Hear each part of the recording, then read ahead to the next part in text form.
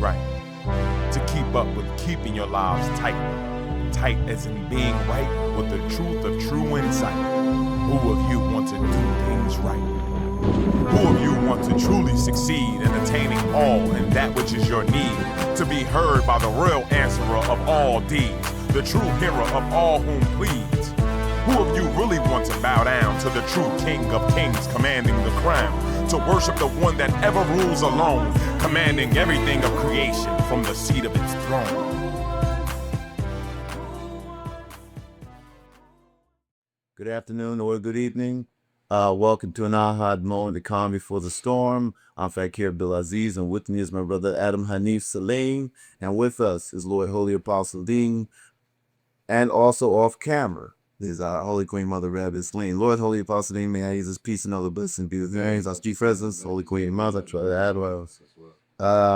yes, we are calling to the world that you are in fact the truth, the reality of this day's trial for the people of this day, and the sign of the times of this day. Lord, you are a messenger prophet of the Lord El, Supreme Lord, who's come to many generations of men and civilizations of men in many names, familiar to all people. You are the truth, and you are the servant, the true servant, called to give us the message from the truthful Lord, the true Lord of all worlds and all minds. I guess Ahezaah calls us to introduce herself like this, the Lord calling itself Ahezaah in this day for those of the community of A.H.A.D. And we want to focus on that, the terminology of the term of the Lord of all worlds, the Lord El, Ahezaah, Allah, Yahweh, Brahma, however the people understand it. But in those so-called understandings, we're given that, in fact, that much of the world is not mindful of that reality of the source of all of us, is not mindful. And so it goes to the point that if one can say that the Lord, Allah, is dead, it's dead in the minds of the people. Right. A very, very serious topic and something that we'd like to discuss with you, Lord. Wednesday and answer. Well, you know, there's people who have come to knowledge. Knowledge can be a very dangerous thing, informational knowledge. When people take things and they don't have the full focus or the full answer of what knowledge they have, then they start adding things, you know, their own understanding, their own desire to come to some conclusion to the meanings of things. Now, I read in the book once where they said, the Hindus said that the Lord dies every 1,500 years, the Lord of the throne. It dies, you know. And the Lord of the throne never died. The Lord of the throne is El. That's the reality of the Lord of the throne. What may die in their understanding is the manifestation of it in name. And when it changes its name to a new name, like for instance, its new name now is Ahezaah, but Allah isn't dead. But Allah is dead in the minds of people. Some people have killed it in their minds. Some people have prayed for it to die. You know, some people have worked for it to die in the minds of people. But you can't kill the Lord, the Master of the Throne, because the Master of the Throne is truly a sign of the Lord. You can't kill a sign of the Lord. You know, you might take that sign away, but you can't kill it, because as long as the Lord is there, it can manifest its sign at any time. You know?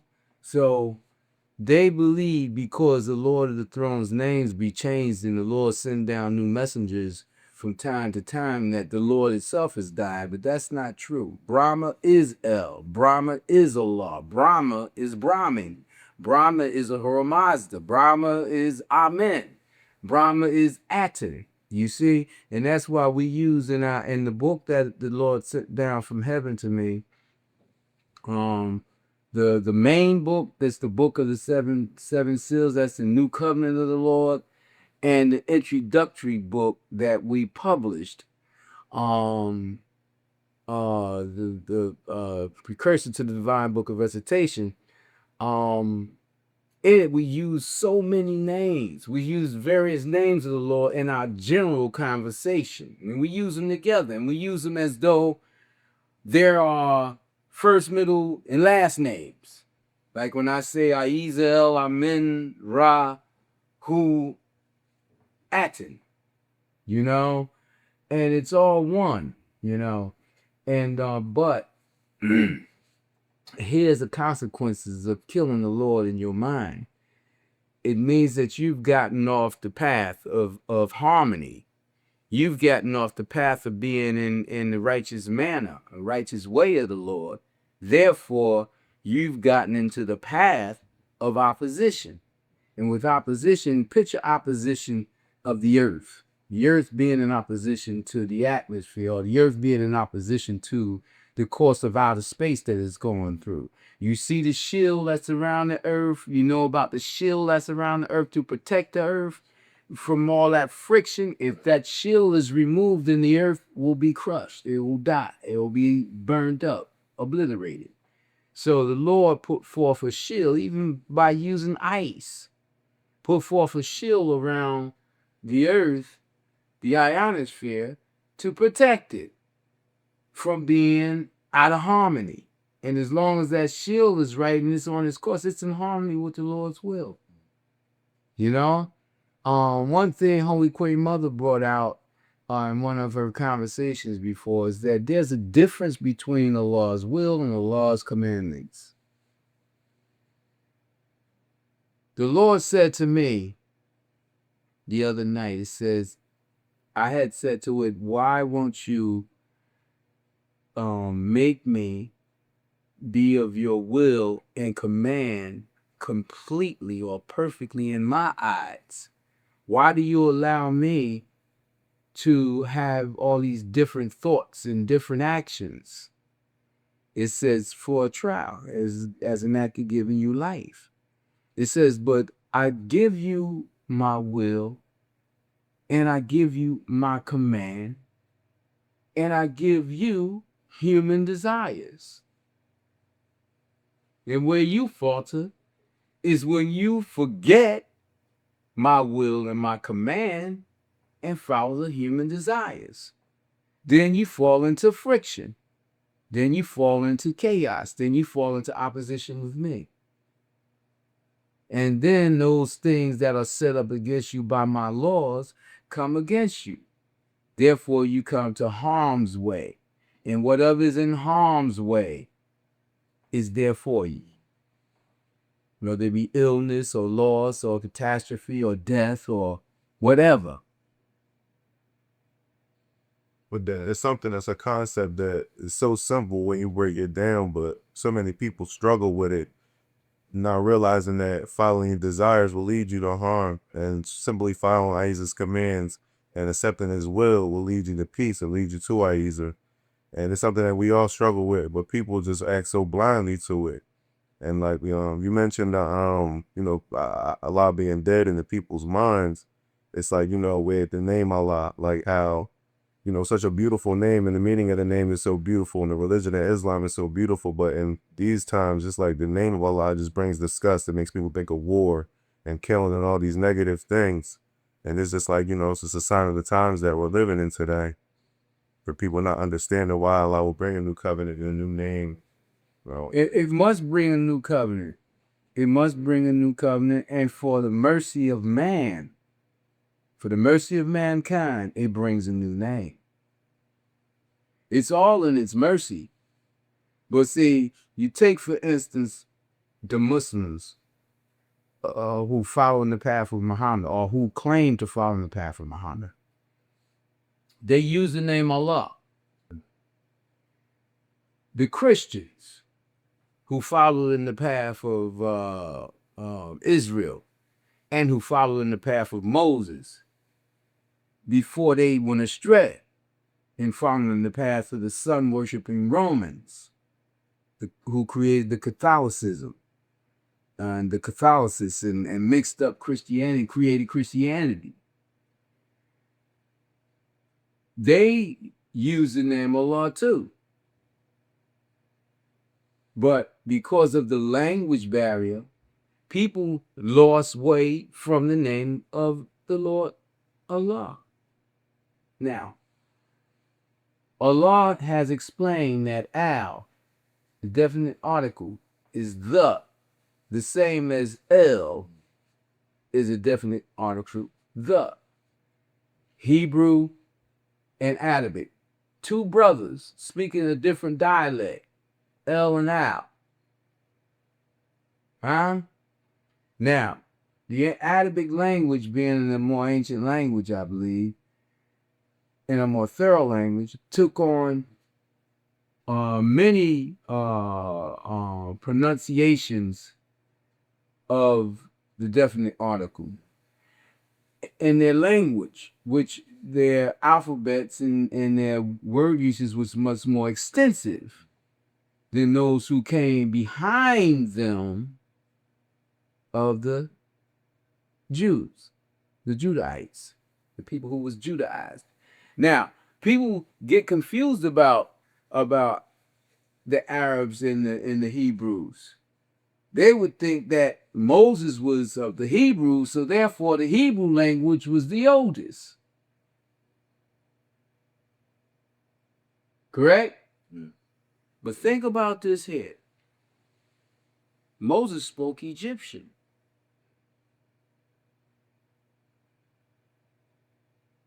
Huh? Yeah. Moses spoke Egyptian. Ishmael, Hagar, and Abraham went out, and here come Arabic.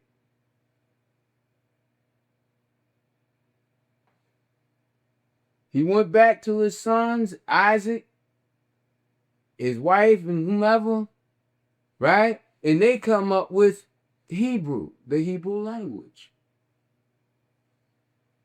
So there's an old saying, if you want to understand the Hebrew language or your history, the Hebrews to understand the history, they got to go and get it through Arabic because it's the older language structures. But they won't tell you that. They won't propagate that in the world. They don't propagate that, they brothers.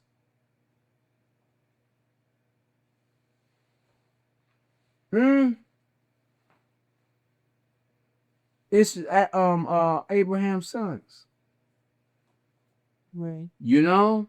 Now, if you understand al or el being the of all things, the definite article of all things, that which is the defining thing of everything, not just in the usage of the word or the name, the language, but in actuality, then you can go into understanding the story about life, about creation. The Lord, the breath, the Lord breathed breath, life, breath, into everything. When it created creation to give it life. So when you look at everything, you see the breath of El manifested in everything. So in that breath is the defining thing, the most important thing, the most essential thing of everything, of you and everything else. Your part of being is in that breath. Your life is in that breath. You take away the breath from anything, it dies. Everything in creation breathes. People don't know that. Even this table breathes. Everything breathes. The most inanimate things that seem most solid, most rigid. If you take the greatest magnifying glass, you'll see they got pores to breathe. Everything breathes. That's That's the in it. You can't kill that. How are you going to kill that? You may kill it in your imagination, in your mind, but you can't kill it nowhere else. And then if you knew the truth, just your very act of trying to kill it is an act that it has provided for you and given you life. Your thought of it being dead, it gave that to you too. You want that? Here, you can have that. You can think that you can kill me. Here. And giving you life. Now, people making a joke about the day of revelation, which is upon us now. The Lord has sent down a new book, the book of recitation, divine book of recitation. And in it, it has given me information about all these things that's going on today. And people of the government has fought, worked to make sure that I'm not heard around the world. Agents and secret agents and people who were hired by whomever come in threatening manners and what have you all through the years, but I'm just still here, just standing firm. I'm not here to fight the government. I'm not here to fight the people. People ridicule me and call me the delusional and everything. I'm not here to fight them. I'm here just to deliver a message. Because if I had my way, I wouldn't even be here. I've been gone. I wouldn't be a messenger of the Lord El. I would have took the easy way out, which I tried. And they said, no, you're going to be what you were born to be. You're going to be my messenger. I said, I am. That's what I'm to do. Yes. So I deliver the message. Now, the people ridicule, make jokes. I seen this guy, the comedian last night, Jim Carrey, joking about, on Saturday Night Live, joking about the apocalypse. You know? They're joking about it.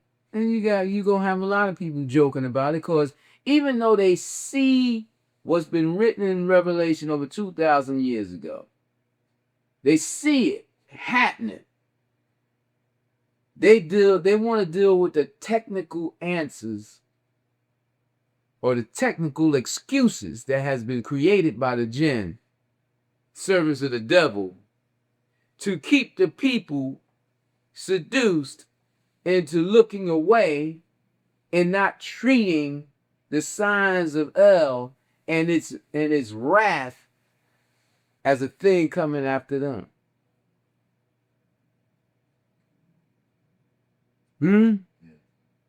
Yeah. It's no different than what people of Moses' time with Pharaoh did to explain away all the plagues. That's all right. We'll brought to the Same thing. And there's also mention for each one. Yeah. Because I remember in the youth, it came to us in language that didn't go into the particulars that we could see nowadays. I could never understand why Pharaoh would deny the power that was behind Moses, the signs that he showed him, as well as his people who would deny and turn away from the power that was behind Moses. But when you look in modern day times, yeah, you can see why. You can see why. You got powerful men in Washington, D.C. and London and all these different parts of the world. And then you have the commoners amongst the great masses of people who fear them because they have their militia. Their first line of defense is their police officers, and then they have their army, navy, Marines, and the people are afraid of them. The funny thing about it is, just like the time of Moses, Moses was a force to be reckoned with. I mean, Allah was with him, and the man that raised Moses, who loved Moses, you know, and this is how people lay behind the scenes. Yeah. You know, he did all that to try to break Moses down, to surrender. And at the end, before he died, he said, I'm going to break my own law.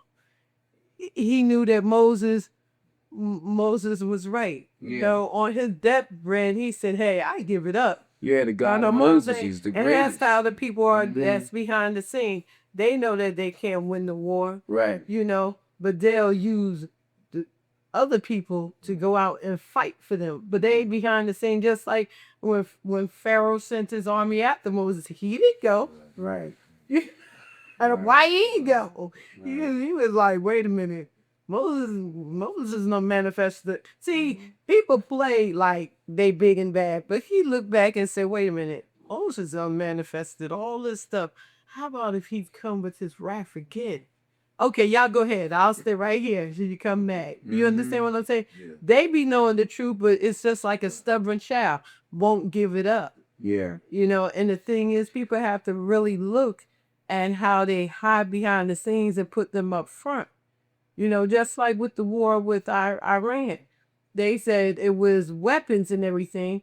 People went over there, couldn't find no weapons. You know, chased behind Iran or Iraq? Iraq. Chased behind Sudan. Never looked for Bin Laden. You know what I'm saying? Killed all them innocent children, men and women. To find no weapons. And what did the government say? They're there. If you could find Sudan in the damn dirt, you couldn't find the weapons in the dirt. You know what I'm saying? But how many people pulled back and said, "Wait a minute, the government is tricking me"? Yeah. And how many people made the government answer for that trick? So the government is above the law. They could lie to you and they could get caught in the lie, but you can't impeach them. You as a whole great 300 million people can't go and say you're fired. Right. And not only that. Because your own sons and daughters will kill you once they get the orders. Right. And To kill you. And let me just show you one of the ways where the government won't let the people come aware that Ahezaah is sending them a message. And it's easy for the government to do that because television, twist radio, it all the time. internet. Now, you have an African American so-called president. He has no power. Why I say he has no power? This week he could not stop them from reading the Constitution.